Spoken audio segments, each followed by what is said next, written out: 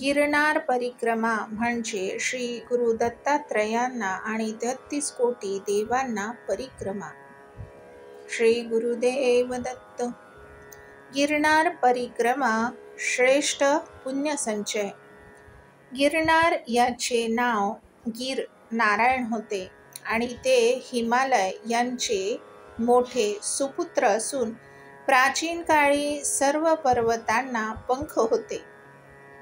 त्यामुळे ते सर्वत्र उडू शकत असल्याने ते ज्या ठिकाणी थांबत त्या ठिकाणांवर वस्ती असल्यास पर्वताखाली बसत.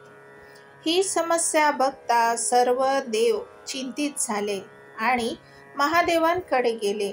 सर्व हकीकत सांगितल्यावर त्रिदेव यांनी निर्णय घेतला की सर्व पर्वतांचे पंख छाटावे.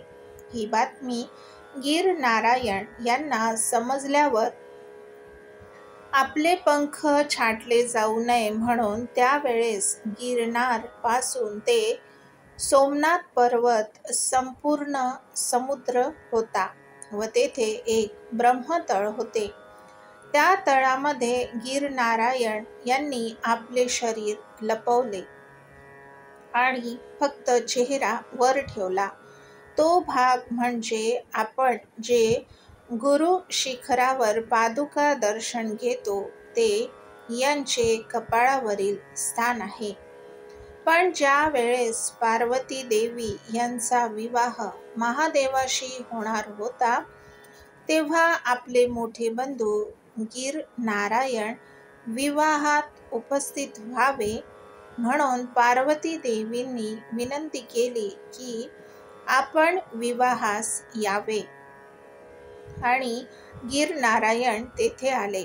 त्यांचे पंख छाटू नये म्हणून त्यांनी महादेव यांना वरदान मागितले की हिमालयावर जे 33 कोटी देव तपस्वी साधू सर्व वास करतात तसे माझ्याकडे पण वास करावा.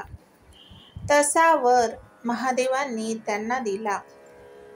म्हणून गिर नारायण आताचे गिरनार येथे सिद्ध पुरुष साधू महंत वास करतात. 33 कोटी देवांचाही येथे वास असतो. त्यामुळे गिरनार परिक्रमा ही 33 कोटी देव आणि श्री गुरु दत्तात्रय यांना प्रदक्षिणा करणे होय. सदर परिक्रमा ही अत्यंत पुण्यदायी आहे. प्रत्येक भक्तांनी आयुष्यात एकदा तरी करून पुण्य संचय करावा.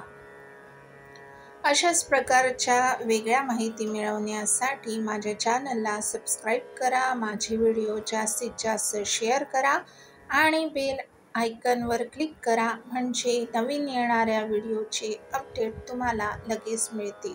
धन्यवाद. नमस्कार. श्री गुरुदेव दत्त.